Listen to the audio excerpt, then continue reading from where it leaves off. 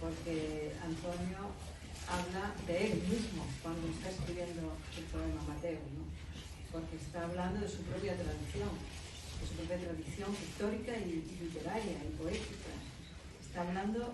nada menos que del peso que tienen las vanguardias y sobre todo el surrealismo en la poesía del propio Antonio y en la de su grupo. Y es muy interesante porque me ha recordado lo que tienen que hacer nada menos que en el año 50, cuando esta generación empieza, justamente Julián Marcos, Ángela Figuera, que viene de la posguerra más dura, que es mayor, pero ahí hay un grupo, y está Antonio Artero, que está haciendo cine, que vienen de la escuela de cine, otros vienen de la escuela de cine, Fernando Sánchez Aragó, que anda tiene la misma edad que ellos, y son los niños del 56, son los niños, los poetas que van luego a Coyure o van a Segovia a homenajear a Antonio Machado, que hoy justamente es el aniversario de su muerte, hoy 22, y recomiendo, que seguro que ya lo han leído todos, pues unas páginas que tiene dedicadas Pablo Corbalán a los últimos días de Antonio Machado, hablando de la Cruzada en la Frontera, y cuenta uno a uno todas las personas que lo acompañan. Así que miembros de la familia, los hermanos, pero también los poetas, pero también los periodistas, pero también los amigos que lo abrigan, y son los últimos días de Machado. Está en la red, está en internet, y es estremecedor cuando habla de los últimos días de Machado. Por tanto, hacemos el homenaje doble, porque Antonio Leiva pues es muy machadiano, era súper machadiano, como eran todos los de su grupo, como eran unamunianos, en el sentido de que homenajean a Unamuno cuando muere Unamuno, y también a Baroja, y también son muy jóvenes, pero son los niños del 56, y hay un momento, y cuando muere Ortega, sobre todo, que ya están más creciditos, y en el 56 pues se constituyen en una generación, aunque ellos hablan de la generación del 51. La verdad es que yo los conocí siendo ya poetas maduros y consagrados, este grupo, en el que está Antonio Leiva destacando, sobre todo porque tenía una conciencia colectiva que los otros tenían también. Y a diferencia de los poetas anteriores y de los posteriores, que tenían mucho ombligo, como dice Antonio en una de sus citas, ahí no había ombligo posible, estaban en la corriente de la poesía moderna y de la poesía de la modernidad. Y recibían a los jóvenes con una alegría enorme, porque tenían conciencia también de continuidad y tenían conciencia de que la poesía no era cosa de una persona, ni de una figura, ni de un mito, sino que la poesía era una corriente. Y en esa corriente pues había ilusos que querían modificar la corriente, pero había también poetas como ellos que nadaban en esa corriente que venía de la modernidad, que venía del surrealismo, que venía de los estudios de Walter Benjamin, que venía de todo lo que luego Bonet, en su diccionario de las vanguardias, ha contado despacio, y yo intenté contarlo en las revistas primeras. Todo lo que tenía detrás, la obra de José Luis Hidalgo, Los Muertos, que era un gran poeta surrealista, lo que tenía detrás. Miguel Labordeta, que era una figura muy admirada por Antonio Leiva, y contando el viaje de Fernández Molina, cogiendo un tren en Guadalajara para ver a Miguel Labordeta, que no conocía, y sin embargo que lo recibe, porque se reciben como hermanos. El libro de Miguel Labordeta, Sumido 25, pues es ese libro que viene otra vez, que llaman la atención post-surrealistas, porque son poetas post-surrealistas, postistas de segunda generación y post-surrealistas, en un tiempo en el que las vanguardias estaban prohibidas. Es decir, que en Francia prohíben el término en los diccionarios, la revista L'Action Française prohíbe en los diccionarios el término surrealismo. Es decir, que era una estética diabólica, en el sentido, entre comillas, pensando que el surrealismo pues, y el comunismo tenían algo que ver. De hecho, algunos surrealistas, pues como Pérez, por ejemplo, o Marcel, entran en campos de concentración en Francia. Es decir, que estaba claro que además de surrealistas eran disidentes. Y Antonio Leiva, con Julián Marcos, con Miguel Labordeta, con la obra de José Luis Hidalgo, que murió pronto, con los elementos que iban a aparecer luego en la poesía de Ángel Crespo, Camilo Alejandro Carriedo, ese grupo son disidentes y marginados, o marginales, y están encantados, porque a través de esa marginación logran realizar todos los actos que se les pasaba por la mente.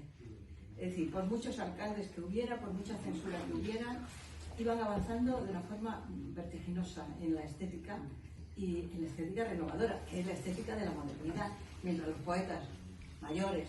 o de su edad estaban en el Café Gijón haciendo sonetos a ver quién lo hacía más bonito y quién rimaba mejor.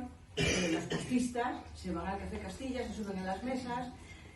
van con Ori, que es otro de los homenajeados por Antonio Leiva, van con Ori, con Chicharro, con Sernesi al Café Castilla a armar la bronca contra los garcilasistas. Bueno, era un enfrentamiento suave, no llegaron a las manos, pero sí que hubo una cierta ruptura con la poesía oficial española. Y en ese sentido ellos encontraron ahí una alianza, uno en Zaragoza, otro en Cuenca, otro que venía de Ciudad Real, y de pronto se juntan y empiezan a trabajar colectivamente en revistas literarias. Y ahí surge Trince, que es un gran homenaje a César Vallejo, justo el nombre de uno de los libros más vanguardistas de César, del poeta César Vallejo. Y ya tan jovencitos, escribiendo ese libro, el primer libro de poemas de un hombre solo, no están solos. Saben perfectamente por dónde va la estética, saben que tienen la misión y la obligación de superar todas las trabas en una España en la que había censura a todas horas, y uno de los testimonios nos da la poesía de Blas de Otero, que la censura no pasa los libros de Blas de Otero y le obligas a reescribir varias veces sus libros, porque aquí hay una tensión, porque aquí hay una crítica al franquismo, porque aquí hay... Y ellos, a través del credo postista, que es el humor, por un lado, el color, el guiño al surrealismo, pero también al creacionismo, la revisión de la poesía de Huidobro, por ejemplo, la búsqueda de una poesía de tipo universal, no local, y mucho menos municipal, sino universal, se dan la mano y avanzan y hacen avanzar la poesía española de una forma alucinante, siendo un grupo de jóvenes absolutamente imberbes, porque por ahí estaban los poemas de Sánchez Dragó, con 15 años escribiendo un poema, pues lo mismo Antonio Leiva y también Julián Marcos. Y Ángela Figuera era la figura que ellos tenían como la madre anterior de la poesía, porque el hijo de Ángela Figuera era amigo de ellos. Y entonces hay un momento en que Ángela, que es una marginada y una mujer castigada y procesada por la posguerra, no puede ejercer de maestra o de profesora, entonces, pues como le pasó también a Carmen Conde y a otras muchas, pues Ángela Figuera, esta poeta vasca, de la estirpe de Celaya y de Blas de Otero, que además escribe ese poema grandioso que ahora a los jovencitos de la universidad, mujeres del mercado, es que las estremece, ¿no? Que escribe sobre el hambre, que escribe sobre la posguerra española, pues la tienen allí como referente del realismo, aunque ellos están más cerca del surrealismo y del postismo de la segunda generación, porque les gusta el humor postista, están encantados con el humor postista, pero no quieren olvidarse del realismo que representa Ángela Figuera con Gabriel Celaya o con Blas de Otero. Entonces, el grupo este es un grupo magnífico, porque es un grupo de jóvenes. Cuando yo que venía de la universidad y yo tenía una beca y yo tenía la obsesión de escribir sobre las revistas literarias, Antonio Artero me dio la dirección de los Leiva y allí me presenté y me recibieron, bueno, como agua de mayo, porque no se imaginaban que a mí me gustaran sus revistas, porque a nadie le gustaban las revistas, sí a los expertos, sí a los poetas, sí a los lectores, pero una becaria con 20 años que viniera a ver Trilce, pues realmente le pareció fascinante y me recibieron de maravilla, tanto los Leiva como los Marcos, como sus mujeres maravillosas, tan maravillosas como ellos, incluso más en lo privado, porque ellos estaban más en las ideas, ¿no? Y en la ruptura estética. Ellas estaban con los pies en la tierra y la cabeza en las nubes, ¿no? Y entonces los llevaban muy bien, los llevaban muy bien. Y me pusieron Trilce en la mano, me pusieron las revistas que hacían, me hablaron de Antonio Fernández Molina con una devoción increíble y me hablaron de Miguel Labordeta. Evidentemente de ahí me fui a Zaragoza a conocer a Jordeta. Evidentemente de ahí me fui a Zaragoza a conocer a José Antonio Labordeta, que era el hermano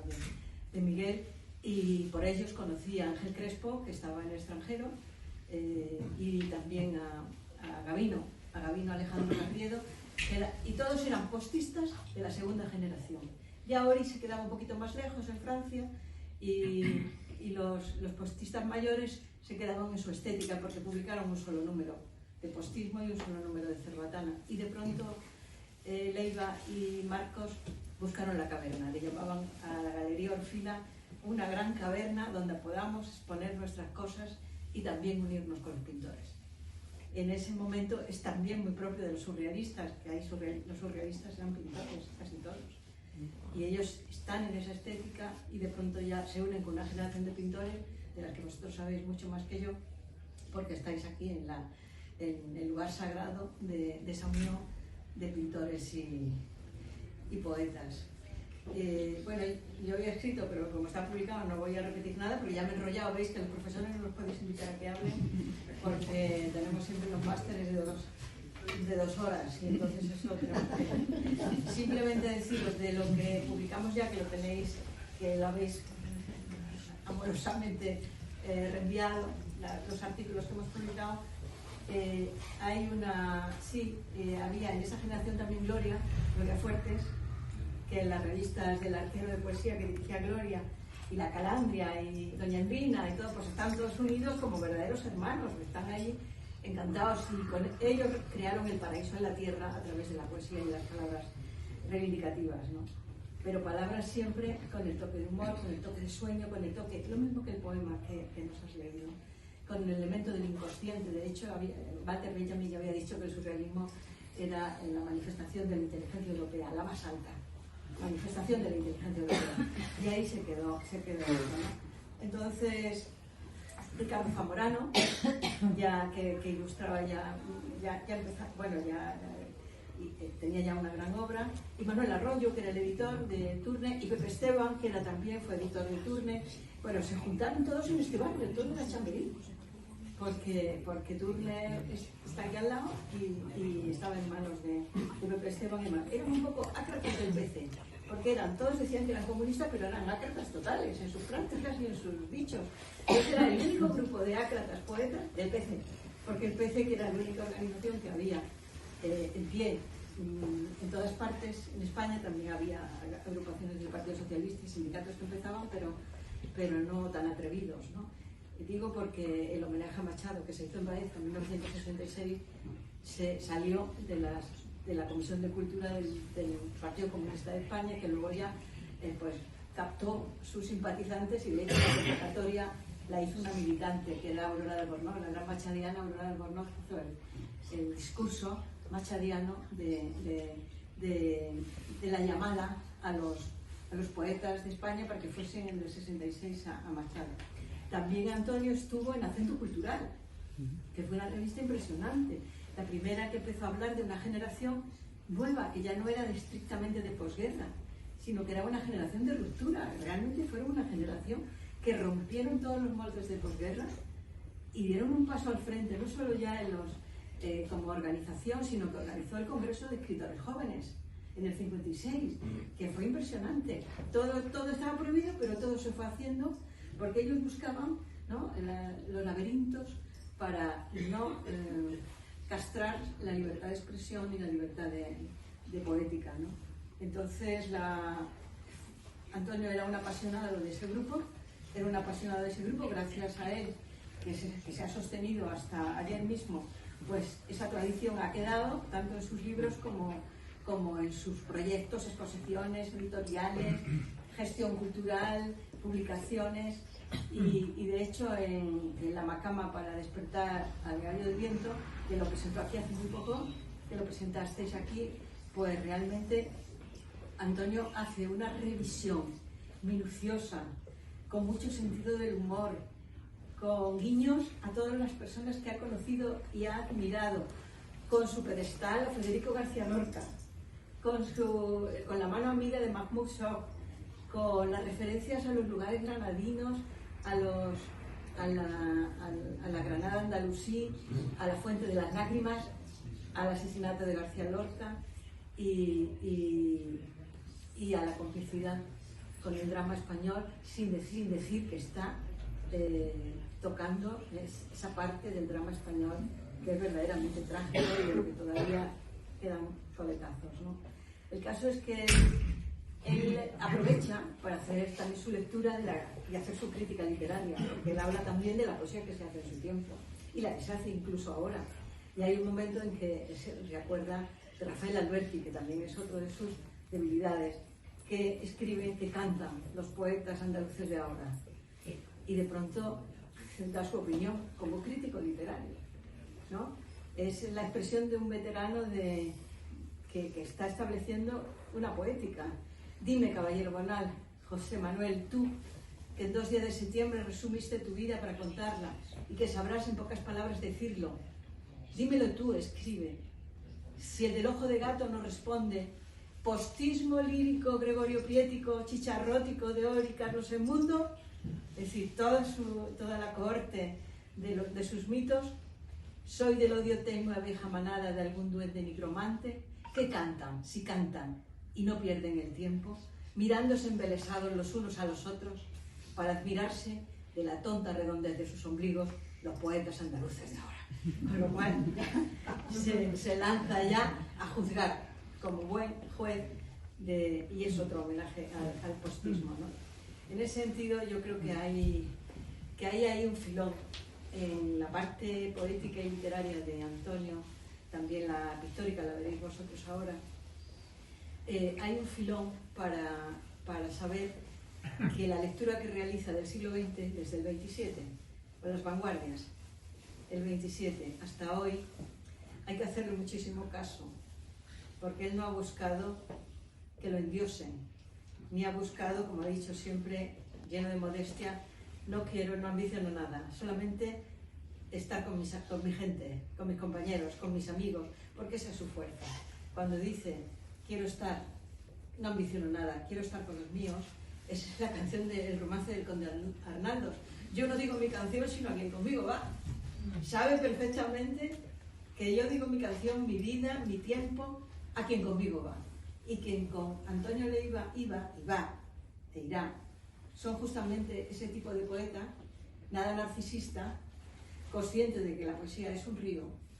no es un nombre, sino un río. Y tú te puedes poner en ese río de muchas maneras. Sentarte en la orilla y meter solo el pie, nadar a fondo, buscar el fondo en ese río,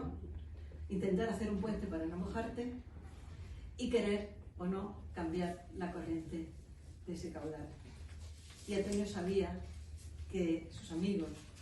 los estetas y los poetas que él estaba amando y citaba continuamente, lo citaba, Antonio Fernández Molina, Miguel Labordeta, me lo decía 10 veces cada día para que me los aprendiera bien la primera vez que me encontré con él, esos eran el río. Y esos eran la poesía de la modernidad de la que todavía vivimos. Así que encantadísima de compartir con vosotros este amor por la obra de Antonio Leiva y por sus hermosas manos y sus buenos ojos para mirar a los pintores. Muchas gracias.